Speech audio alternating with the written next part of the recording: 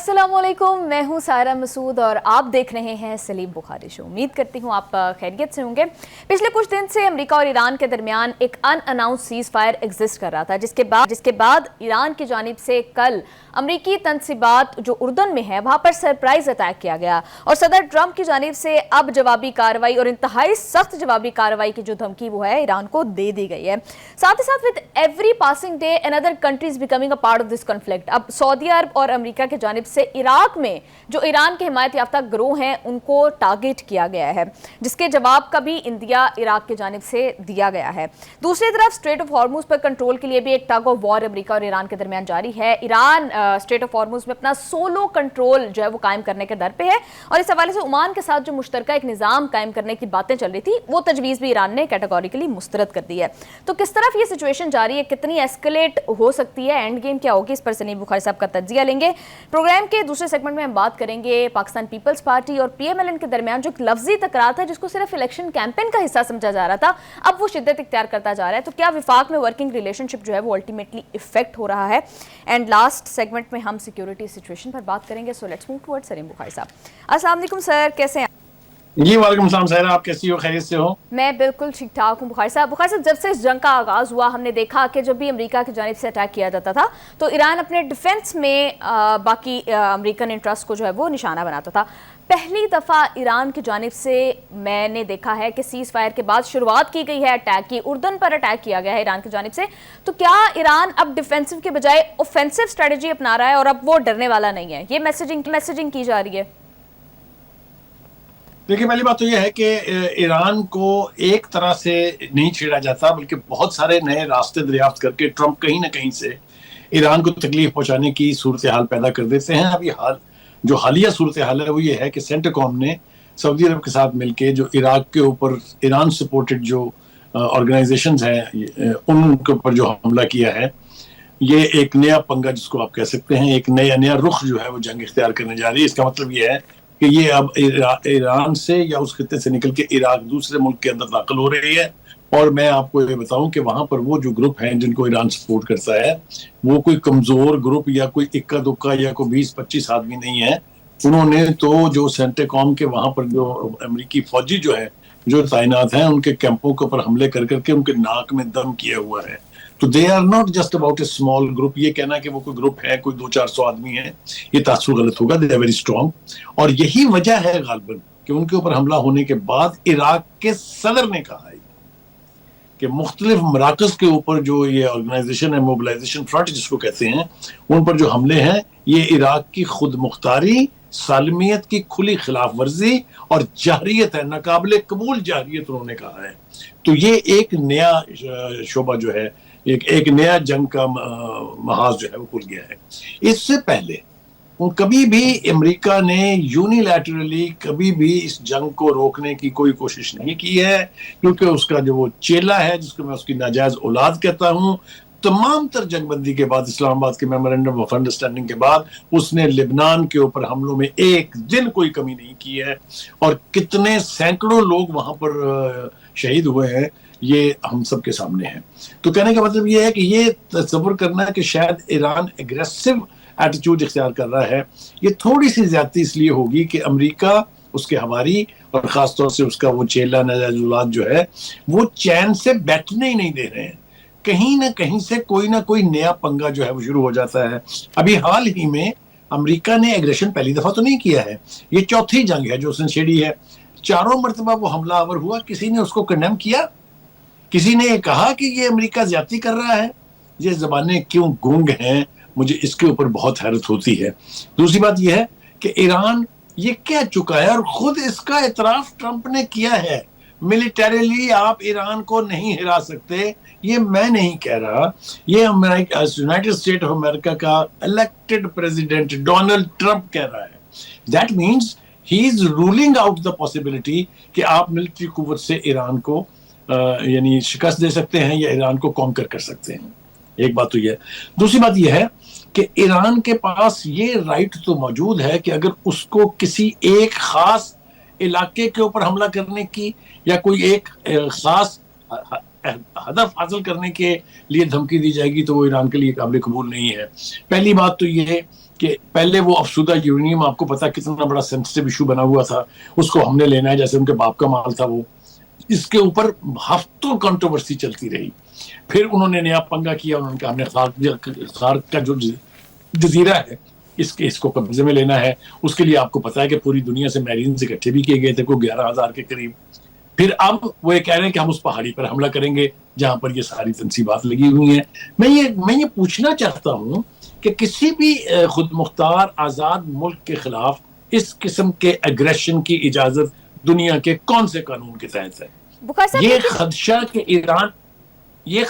Iran nuclear power بننا چاہتا ہے is not good enough pretext بغیر کسی ایویڈنس کے, جبکہ IAEA کے انسپیکٹرز 3 مرتبہ کی انسپیکشن کے بعد یہ ثابت کر چکے ہوں کہ ایران اس طرف سفر کا بھی آغاز نہیں کیا اس نے جہاں الٹیمیٹلی اب ایٹم بم بناتے ہیں. بخاری صاحب, یہ جو جارڈن پر ایران کی جانب سے اٹیک کیا گیا ہے, کیا یہ اب اس بات کو اسٹیبلش کرتا جا رہا ہے کہ ایران جو ہے وہ خطے میں ایک ریجنل پاور بن رہا ہے, ایک ملٹری مائٹ بن کر ابھر رہا ہے, اور اب وہ صرف اپنا دفاع کے لیے ڈیفینسو نہیں ہوگا بلکہ جہاں جہاں انہیں اٹیک کرنا ہوگا, اور پھر جو امریکہ کے اندر تذبذب پایا جا رہا ہے اس جنگ کو لے کر, وہ ایران اس کو ریئلائز کرتا ہے اور they know that they are in advantageous position even militarily right now. دیکھیے سائرہ, یہ سٹیٹڈ پوزیشن ہے ایران کی کہ جس بھی ملک کے اڈے ہمارے خلاف استعمال ہوں گے ہم اس کو ریٹیلیٹری ایکٹ کرنے کا رائٹ رکھتے ہیں. آپ مجھے بتائیے کہ دنیا کے کس قانون سے اس موقف کے اندر کوئی خرابی ہے؟ یعنی جارڈن میں امریکہ کے طیارے اڑے, ایران کی اینٹ سے اینٹ بجا دے, وہ ٹھیک ہے, لیکن اگر ایران ریئیکٹ کرے جو کہ اس کی سٹیٹڈ پالیسی ہے, اس پر بڑی تکلیف ہے ٹرمپ صاحب کو یا میڈیا کو. میں کہنا یہ چاہتا ہوں کہ ایک تو ہمارے سامنے وہ پالیسی ہے امریکہ کی جو ٹرمپ پیش کرتے ہیں, جو پیٹ ہیگزٹ پیش کرتا ہے, جو مارکو روبیو پیش کرتے ہیں. یہ تو ایک صہیونی مائنڈ سیٹ ہے. یہ تو میں کہتا ہوں یہ امریکی صہیونیت کی نشانیاں ہیں, اس کے ثبوت ہیں. بالکل. ویسے تو ویسٹرن میڈیا ٹوٹلی یعنی سائلنس ہے, کوئی زبان ہلانے کے لیے تیار نہیں ہے, لیکن کہیں نہ کہیں سے کچھ آوازیں اٹھ رہی ہیں جس سے یہ پتہ چلتا ہے کہ ٹرمپ کی کیا پوزیشن ہے, امریکہ اس جنگ میں کہاں کھڑا ہے. میں اگر آپ مجھے اجازت دیں گی تو میں مختصراً کچھ وہ میڈیا کی رپورٹس جو آوازیں اٹھ رہی ہیں اس کی طرف اشارہ کرنا چاہوں گا. NBC کی report, NBC is a very reliable credible media in امریکہ. وہ یہ کہتے ہیں کہ خطے میں امریکی ہتھیاروں کے ذخیرے خطرناک حد تک کم ہو گئے ہیں اور امریکہ کو مجبوراً حکمت عملی تبدیل کرنی پڑی ہے, اور یہ اناؤنس کیا, یہ اعلان کیا ہے انہوں نے کہ اب ہم ایران کی طرف سے آنے والے ہر ڈرون اور ہر میزائل کو راستے میں روکنے کے لیے میزائل فائر نہیں کریں گے. یہ کوئی فیور نہیں ہے ایران کو, اس لیے کہ وہ ان کے پاس جو میزائلوں کے ذخیرے تھے وہ ایگزاسٹ ہو گئے ہوئے ہیں. یہ NBC کی رپورٹ ہے, اور وہ یہ کہتے ہیں کہ اب امریکہ جو ہے وہ پریشان ہے اس بات سے کہ اگر یہ سلسلہ اسی طرح جاری رہا تو ہم کہاں کھڑے ہیں, کیونکہ میزائل آنے میں ہفتوں نہیں مہینوں لگیں گے, یہ ہوا سے اڑ کے تھوڑی آ جائیں گے. ایک بات. اس کے بعد جناب اٹلانٹک, یہ بھی ایک بہت ہی ریلائبل میگزین ہے امریکہ کا, وہ یہ کہتا ہے کہ امریکہ یعنی ٹرمپ کو سیاسی اور عسکری بیان میں یعنی جو صورتحال ہے, ٹرمپ نے امریکہ کو ایک مشکل ترین صورتحال میں دھکیل دیا ہے. انٹرنیشنل کی رپورٹ کہتی ہے کہ جنگ کو مختصر قرار دیا گیا تھا کہ یہ ہم 3 دن میں جیت لیں گے, وہ اب امریکہ اور ٹرمپ دونوں کے گلے پڑی ہوئی ہے. دوسری بات میں کہہ رہے ہیں کہ ہلاکتوں میں اضافہ اور اسلحے کے ذخائر میں جو کمی ہوئی ہے اور ایندھن کی جو قیمتیں بڑھ گئی ہیں, اس نے وائٹ ہاؤس کے اوپر پریشر بڑھا دیا ہے. That means there is another pressure building up on Trump. Guardian اخبار یہ کہتا ہے کہ امریکی حملوں کی معطلی جو ہے کہ ہم ڈرونز کو اب راستے میں تباہ کرنے کی اسٹریٹجی چینج کر رہے ہیں, یہ عکاسی کرتی ہے کہ واشنگٹن صرف فوجی اعتبار سے اپنے اہداف حاصل نہیں کر سکتا. آپ مجھے یہ بتائیے, ایک طرف تو یہ ہو رہا ہے, دوسری طرف بے پناہ لوگوں نے پہلے بھی استعفے دیے تھے بڑی بڑی سینئر پوزیشن کے اوپر. اب ایک اور سینئر یعنی سیکورٹی اہلکار ہیں جن کا نام ہے مارک روز نیبلوم, وہ یہ کہتے ہیں کہ ایران کے خلاف جنگ کو انہوں نے دیوانگی قرار دے دیا ہے. یہ اندر کی ایڈمنسٹریشن کی آوازیں ہیں. وہ نیشنل سیکورٹی کا جو ادارہ ہے اس کا وہ سربراہ تھا. آپ مجھے بتائیے یہ کہ ٹرمپ کو اگر آپ اندرونی پریشرز کے اعتبار سے بھی دیکھیں تو کافی گلے میں ان کے رسی جو ہے وہ لٹکتی دکھائی دے رہی ہے, in the sense that there is a lot of pressure building up within. بالکل ٹھیک ہے. بخاری صاحب, ڈونلڈ ٹرمپ میں اور آپ اس کے عوام کی بات کر چکے ہیں کہ عوام کا کیا رد عمل ہے ایران عراق وار کے بارے میں. تو کہنے کا مطلب یہ ہے Trump is under tremendous pressure from within. جی بالکل ٹھیک ہے بخاری صاحب, لیکن اس کے باوجود ڈونلڈ ٹرمپ یہ کہہ رہے ہیں کہ ایران کی جانب سے جو اردن میں سرپرائز اٹیک کیا گیا اس کے خلاف سخت جواب دیا جائے گا. تو بخاری صاحب, آپ کو کیا لگ رہا ہے کہ یہ معاملہ صرف ایسکلیشن کی طرف ہی جائے گا؟ ابھی ہم نے دیکھا کہ ان اناؤنس سیز فائر ایگزسٹ کر رہا تھا کچھ دن سے, اگین وہ پھر ختم ہو جائے گا, اور جو مذاکرات کی ہلکی سی امید پیدا ہوئی تھی, یہ معاملہ اسی طرح سے چلتا رہے گا تب تک جب تک دونوں سائڈز ملیٹریلی ایگزاسٹ نہیں ہو جائیں گی؟ دیکھیے یہ سب کچھ وہ ہو رہا ہے جس کی طرف ایران کی قیادت نے بہت عرصہ پہلے, جب 12 روز کی جنگ ہوئی تھی تب بھی, اور جب یہ 38 روزہ جنگ شروع ہوئی تب بھی کہا تھا کہ یہ جو کانفلکٹ ہے, یہ جو خون ریزی ہے, یہ پھر اس محدود علاقے تک محدود نہیں رہے گی, یہ ایسکلیٹ کرے گی. پھر انہوں نے باقاعدہ وارننگ دی تھی کہ وہ تمام ممالک اور ریاستیں جہاں امریکی اڈے ہیں, ہمارے پاس کوئی چارہ نہیں ہے, ہم امریکہ جا کے امریکہ کے حملے کا یعنی جواب نہیں دے سکتے, ہم ان فوجی اڈوں کو ٹارگٹ بنائیں گے جہاں سے ہمارے خلاف کاروائی ہو رہی ہے. آپ مجھے بتائیے کہ اس موقف کے اندر خرابی کہاں ہے؟ یعنی جارڈن سے جہاں کھڑے ہوئے جہازوں کے اوپر حملہ کیا, اصل میں تکلیف یہ ہے ٹرمپ کو کہ کافی نقصان ہوا ہے جارڈن میں جب ایران نے ریئیکٹ کیا ہے. تو وہاں کھڑے طیارے تباہ ہوئے ہیں, وہاں کھڑے ریفیولنگ کے طیارے جو ہیں وہ تباہ ہوئے ہیں, وہاں ان کا اسلحہ ڈپو تباہ ہوا ہے. یہ بربادیوں کا تو پتہ مجھے اور آپ کو بعد میں لگے گا جب یہ جنگ ختم ہوگی. تو کہنے کا مطلب یہ ہے کہ اس کی ایسکلیشن کا اگر کوئی ذمہ دار ہے تو وہ ایران نہیں ہے.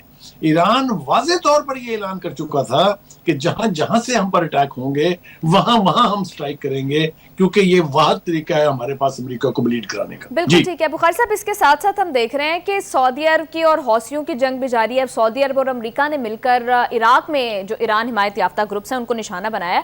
تو بخاری صاحب, کیا آپ دیکھ رہے ہیں کہ سعودی عرب اب اس کنفلکٹ کا ایک ایکٹیو پارٹیسپینٹ بن چکا ہے, اور پھر along with Saudi Arab obviously Pakistan کے ساتھ ڈیفنس پیکٹ ہے, پاکستان بھی اس میں شامل ہوگا؟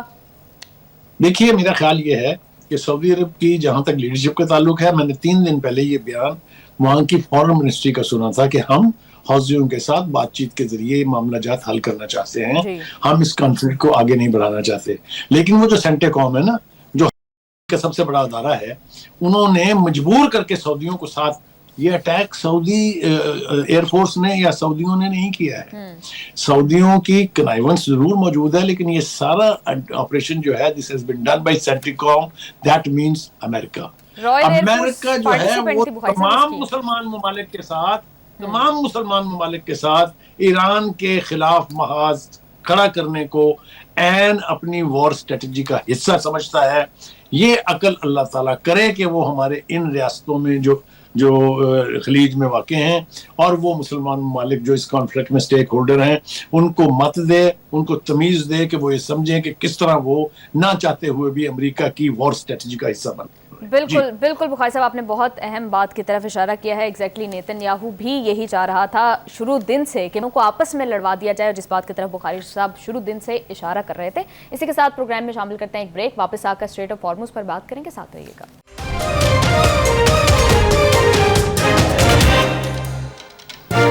ویلکم بیک ٹو دا شو. بخاری صاحب, عمان کے ساتھ ایران کی کافی دیر سے مذاکرات اور بات چیت چل رہی تھی, اسٹریٹ آف ہارمز پر ایک مشترکہ انتظام بنانے کی بات ہو رہی تھی, لیکن عمان کی جانب سے جو تجویز دی گئی ہے ایران نے اسے کیٹاگوریکلی ریجیکٹ کر دیا ہے. تو کیا ایران اب سوللی اس پوری اسٹریٹ کو کنٹرول کرنے جا رہا ہے؟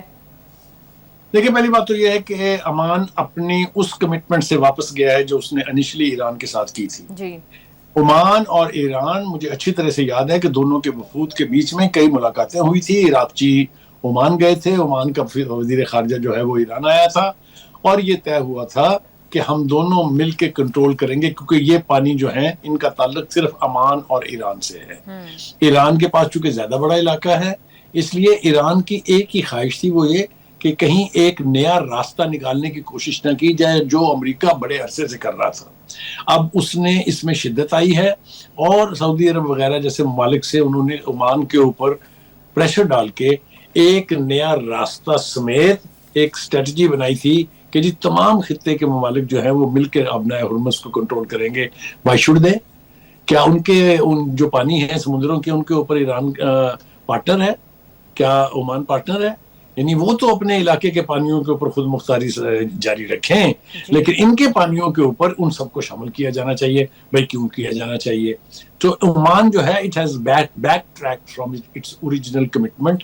دیٹ از وائی یہ جو نیا آئیڈیا فلوٹ کیا ہے کٹسی دا یونائٹڈ اسٹیٹ، کٹسی ٹرمپ، کٹسی پیٹ ہیگزٹ کہ ایک نیا راستہ جنوبی علاقے میں بنا لیا جائے تاکہ یہ محتاجی ختم ہو.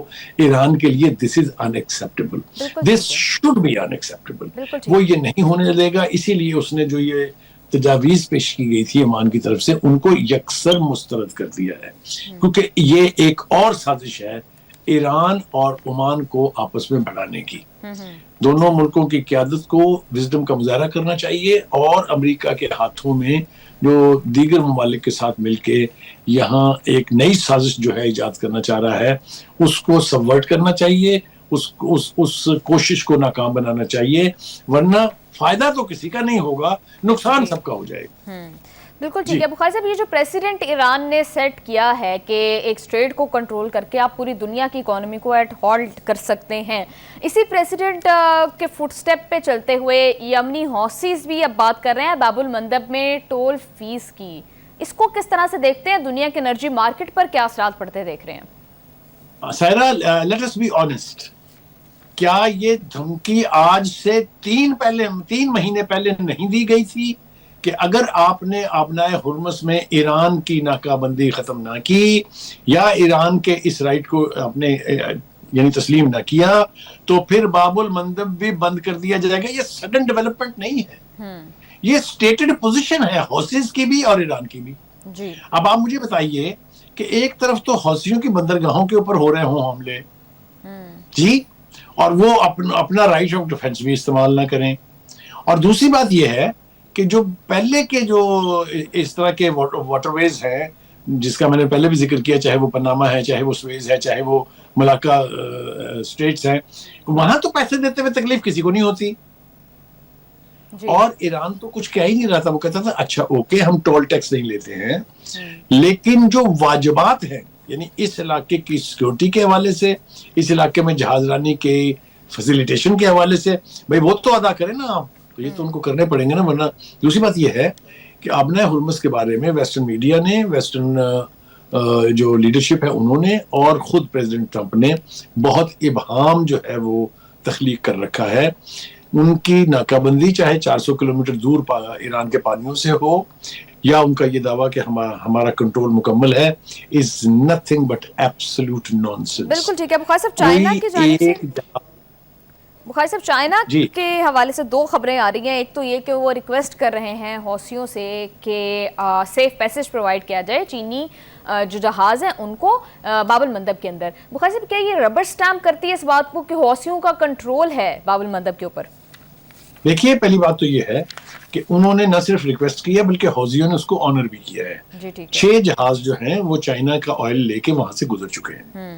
پہلی بات تو یہ ہے کہ میرا علاقہ، میرے حصے کے پانی، اگر آپ مجھ سے پوچھیں اجازت لیں میں جو مرضی رعایت آپ کو دے دوں، لیکن اگر مجھے آپ یہ کہیں کہ آپ یہاں سے پیچھے ہٹ جائیں، آپ مامے نہیں ہیں اس جگہ کے، یہاں ہم فیصلہ کریں گے، یہ ایک دوسری صورتحال ہے. بالکل ٹھیک آپ کی آبزرویشن اور انٹرپریٹیشن ہے کہ چائنا نے یہ ثابت کر دیا ہے کہ اس علاقے کے اوپر حوثیوں کا کنٹرول بالکل ٹھیک ہے. It's a very excellent interpretation of the situation. اور ایک بات میں آپ کو بتاؤں، اگر حوثی اس بات پہ تل گئے تو دنیا کی پہلے تو 27% ٹریڈ جو ہے وہ افیکٹ ہوئی ہے نا آبنائے حرمز سے. 47% of the whole world's trade will come to a halt اگر باب المندب بھی بند ہو جاتا ہے. اور I tell you یہ میں ذمہ داری کے ساتھ اسٹیٹ کر رہا ہوں کہ حوثیز جو بھی کچھ کہیں گے ان کا جتنا مرضی نقصان ہو جائے. آپ کو یاد ہوگا سنا کے اوپر جو اٹیک کیا گیا تھا چند مہینے پہلے، اس نے کتنی بربادی پھیلائی تھی لیکن ایک رتی بھر کمی نہیں آئی اس موقف میں جو حوثیز نے اختیار کر رکھا ہے، تو اس قوم کو بھی آپ ڈرا نہیں سکتے ہیں. تو یہ آپ کو ان کا حق تسلیم کرنا پڑے گا. بخاری صاحب کیا حوثیز میں کیپیسٹی ہے کہ وہ ایران جس طرح سے اسٹریٹ آف ہارموز کو کنٹرول کر رہے ہیں اس طرح سے وہ کر پائیں باب المندب کو کنٹرول؟ دیکھیے 2 باتیں اس کے حوالے سے وضاحت کرنا ضروری ہے. ایک تو یہ کہ جو باب المندب کا علاقہ ہے وہ بہت ہی نیرو اسٹرپ ہے اور اس کے اوپر کمپلیٹ حوثیز کا کنٹرول ہے. ایک بات تو یہ ہے. دوسری بات یہ ہے کہ وہ کہتے ہیں نا کہ ان لو and war all is right.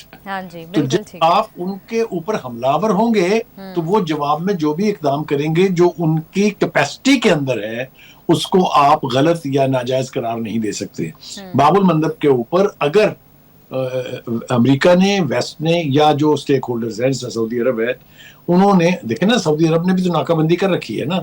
اگر ان اسٹیک ہولڈرز نے بیٹھ کے آپس میں بات کر کے کسی مسئلے کا حل نکالنے کی بجائے امریکہ کی جنگی جنون کا حصہ بننا ہے تو نقصان تو سب کا ہوگا. بالکل ٹھیک ہے. بخاری صاحب چائنا کے حوالے سے دوسری خبر وہ یہ آ رہی ہے کہ ایران جو ہے وہ چائنا سے کافی ماڈرن قسم کا ڈیفنس سسٹم لینے جا رہا ہے.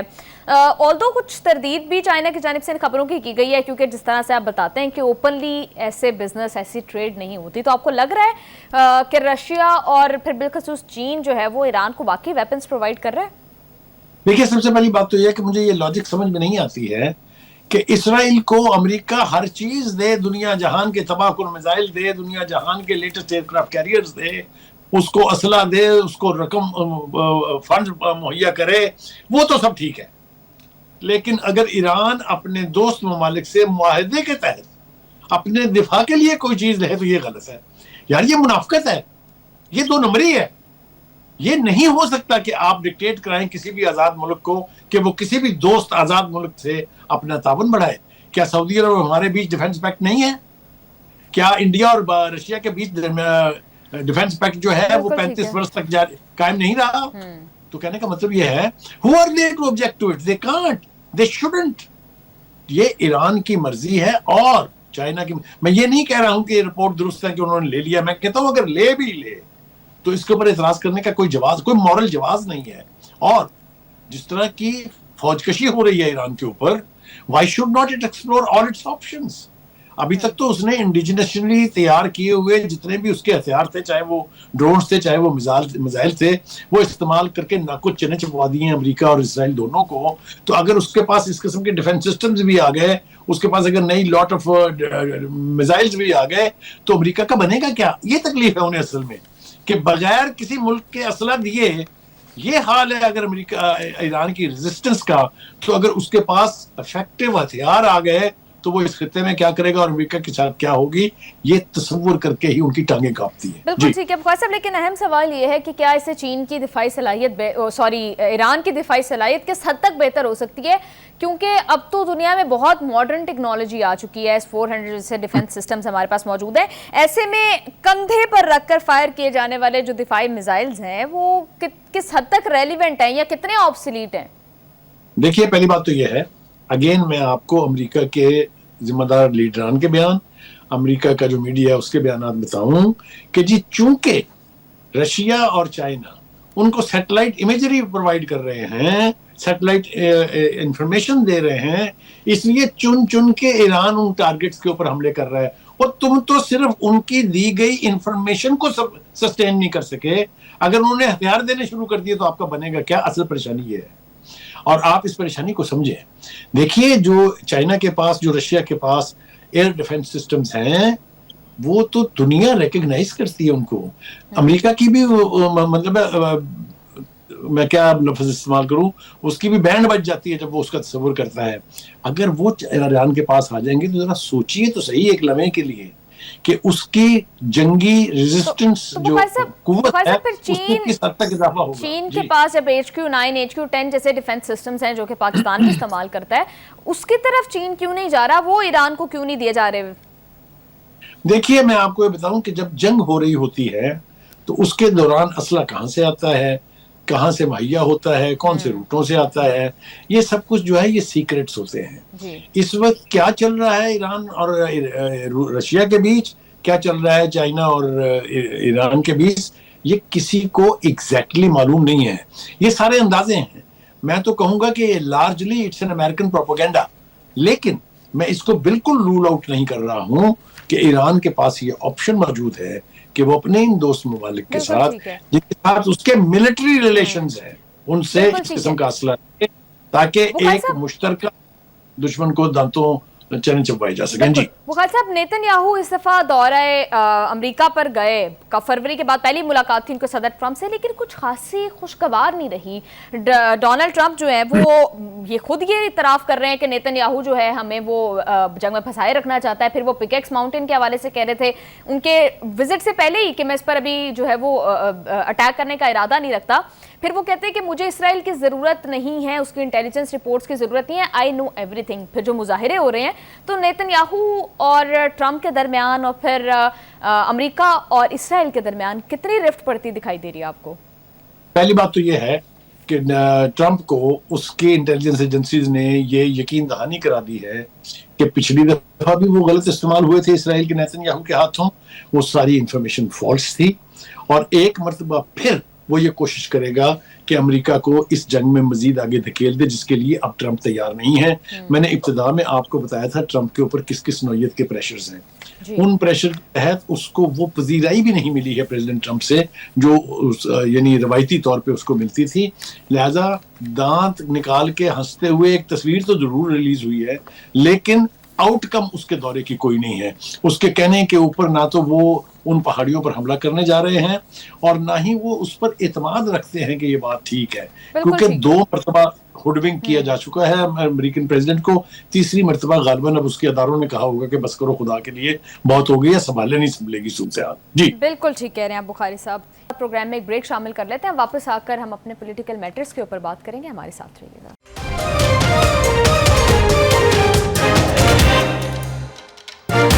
Welcome back to the show. Pakistan Peoples Party اور پاکستان مسلم لیگ نون کے درمیان لفظی تکرار جو ہے وہ جاری ہے. تو کیا کہہ رہے ہیں بلاول بھٹو زرداری صاحب، اسما بخاری صاحب اور شرجیل میمن صاحب، وہ ذرا دیکھیے. ان کا ناکام نالائق ترین وفاقی حکومت میں پرفارمنس کی وجہ سے جو عوام ان سے نفرت کرتے ہیں، گالی دیتے ہیں. پنجاب حکومت کی کارکردگی ایک رول ماڈل ہے باقی صوبوں کے لیے. جب تیسری دفعہ وزیر اعظم بنا تو آرو الیکشن کی وجہ سے وزیر اعظم بنا. اگر کوئی آج وزیر اعلیٰ کا کرسی کوئی سنبھال رہی ہے اور اگر کوئی وزیر اعظم کا کرسی سنبھال رہا ہے تو بچہ کو معلوم ہے کہ یہ آپ کی کارکردگی کی وجہ سے نہیں، یہ عوام کی ووٹ کی وجہ سے نہیں، یہ فارم 47 کی وجہ سے، فارم 47 کی وجہ سے بیٹھے ہیں. مسلم لیگ نواز جو اس طرح کی سازشیں کر رہی ہے کہ کشمیر کے عوام کے مینڈیٹ پہ وہ ڈاکہ ڈالے، ان کو ڈاکہ نہیں ڈالنے دیا جائے گا. میرپور ڈویژن کے لوگوں نے جو ووٹ دیا ہے اور جس طرح 2/3 اکثریت سے ووٹ دیا ہے،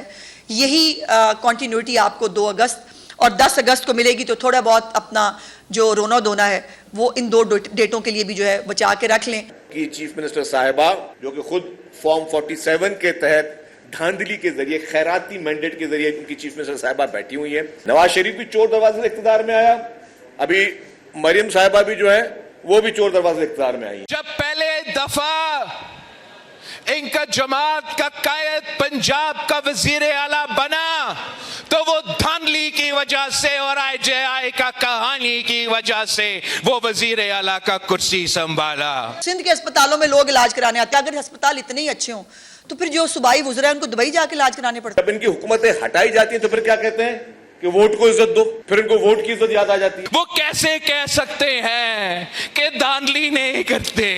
یہ نسل در نسل دھاندلی کرتے آ رہے ہیں. جی بخاری صاحب، پہلے تو ہم اس لفظی تکرار کو صرف الیکشن کیمپین کا حصہ جو ہے وہ سمجھ رہے تھے، لیکن آپ کو کیا لگ رہا ہے کہ اب معاملہ زیادہ خراب ہوتا جا رہا ہے؟ ورکنگ ریلیشن شپ جو ہے وفاق میں وہ ایفیکٹ ہوگا اس سے؟ دیکھیے، پہلی بات تو بالکل آپ کی ٹھیک ہے کہ یہ لفظی تکرار جو ہے یہ اب اگلے یعنی بہت ہی تکلیف دہ مرحلے میں داخل ہو گئی ہے. اور اب تو یہ جس طرح وہ انگریزی میں کہتے ہیں کہ کالنگ بائی نیمز، اب ایک دوسرے کے اوپر اس قسم کی گفتگو ہو رہی ہے جو مرکز میں پارٹنر کو نہ زیب دیتی ہے نہ اس کی ضرورت ہے. جو گفتگو بلاول نے کی وہ ایک جذباتی گفتگو بالکل ضرور ہو سکتی ہے، لیکن اگر اس کو ہم تاریخی پہلو سے دیکھیں تو جس فارم 47 کی بات وہ کر رہے ہیں، یہی حوالے جو ہیں یہ ہم نے پیپلز پارٹی کے بارے میں بھی ایم کیو ایم سے بھی سنے ہیں اور جماعت اسلامی سے بھی سنے ہیں، چاہے وہ 2018 کے الیکشن ہوں، چاہے 2024 کے ہوں یا اس سے پہلے کے الیکشنز ہوں، تو پی ٹی آئی اور جماعت اسلامی دونوں نے کہا کہ ہمارا مینڈیٹ چوری کر کے دیا گیا ہے۔ اب یہ کیا حوالے ہیں میں اس کی تفصیل میں جانا نہیں چاہتا ہوں، لیکن یہ حقائق ہمارے سامنے موجود ہیں۔ تو یہ سارا کچھ جو ہے نا یہ ایسی باتیں ہیں جو ہم ریکال کرنے بیٹھیں گے تو بات کہیں سے کہیں پہنچ جائے گی۔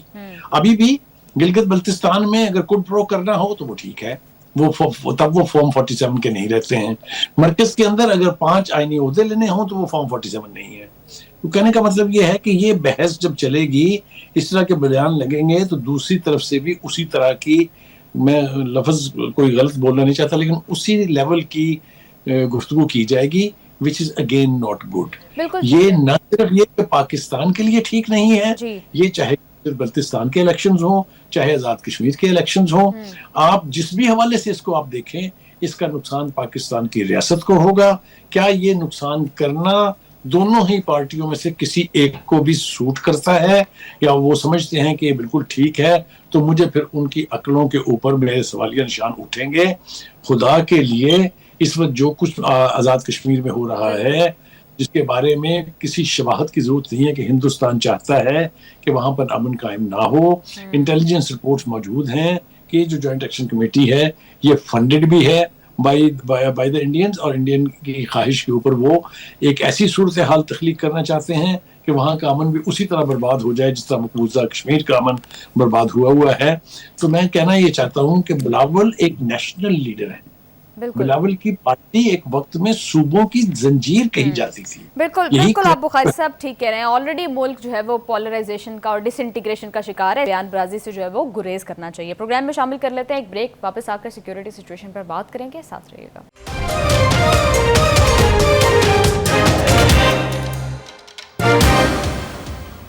ویلکم بیک ٹو دا شو۔ بلوچستان اور خیبر پختونخوا میں سیکیورٹی فورسز کی کارروائیوں کے نتیجے میں 32 دہشت گرد جو ہیں ان کو جہنم واصل کر دیا گیا ہے۔ بخاری صاحب، ود دیز کائنیٹک میئرز کس حد تک ریزلٹس ڈیلیور ہوتے دیکھ رہے ہیں آپ؟ دیکھیے، پہلی بات تو یہ ہے کہ پہلے یہ جنگ جو تھی یا دہشت گردی کے خلاف جو محاذ آئی تھی، یہ تھی حکومتی سطح کے اوپر، اور اس میں پولیٹیکل کنسیڈریشن آڑے آ جاتی ہیں۔ بہت ساری جماعتیں ایسی ہیں جو خود اس قسم کے ایلیمنٹس جو ہیں اس کو سپانسر کرتی ہیں، نام لینے کی ضرورت نہیں ہے، سب کو سمجھ آ رہی ہے میں کیا کہہ رہا ہوں۔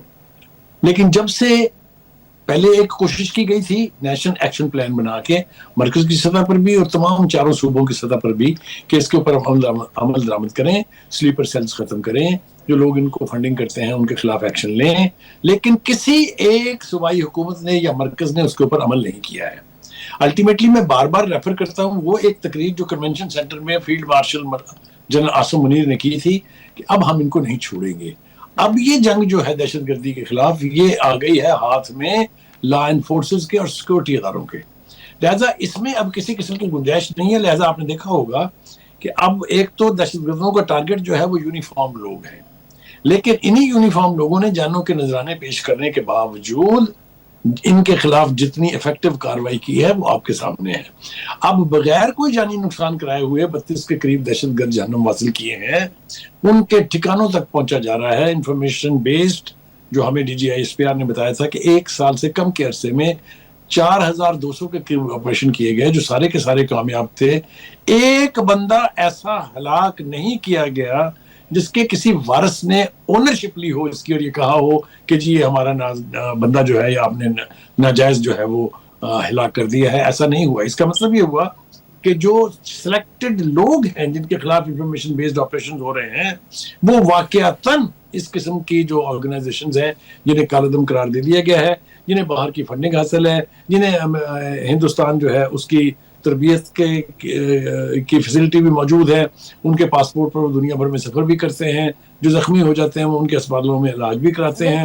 ابھی ہم اسے ایک دشمن سے نپٹ رہے تھے کہ دوسری طرف ہم نے دیکھا کہ افغانستان جو ہمارا ہمسایہ ملک تھا اور ہمارا خیال یہ تھا کہ وہ ایک ڈوسائل بارڈر ہوگا، ایک پرامن بارڈر ہوگا، جن کو ہم نے ایوان کے اقتدار کے ایوانوں تک پہنچایا تھا، وہاں سے ہمیں کوئی ٹھنڈی ہوا آئے گی، دوسرا ملک وہ مل گیا ہے ہندوستان کے ساتھ. اور شرمناک بات یہ ہے کہ اس کا ایک وزیر جو ہے وہ اپنے دورے پہ کہتا ہے کہ ہمارا تو ڈی این اے جو ہے وہ ہندوستانیوں کے ساتھ ملتا ہے. بالکل ٹھیک طرف بخاری صاحب آپ اشارہ کر رہے ہیں. یہ جو بھارت اور افغانستان کے سرپرستی میں یہ دہشت گردی ہونے کی ہم اکثر بات کرتے ہیں، تو بخاری صاحب روٹ کاز کو ہم کیور کیوں نہیں کر پا رہے ہیں؟ اس کے لیے کیا آپ کو اتنی ایفرٹس اٹھتی دیکھ رہے ہیں آپ؟ کیونکہ اس کے لیے تو پھر آپ نے سفارتی سطح پر بھی انگیج کرنا ہے، انٹرنیشنل کمیونٹی کی طرف سے بھی پریشر ڈلوانا ہے.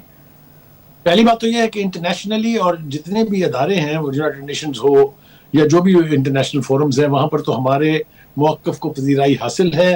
ہمیں ایک دہشت گردی کا شکار ملک قرار دے دیا گیا ہے. ہمارے دونوں طرف کے ہمسائے جو ہیں ان کو ان کا سہولت کار مان لیا گیا ہے.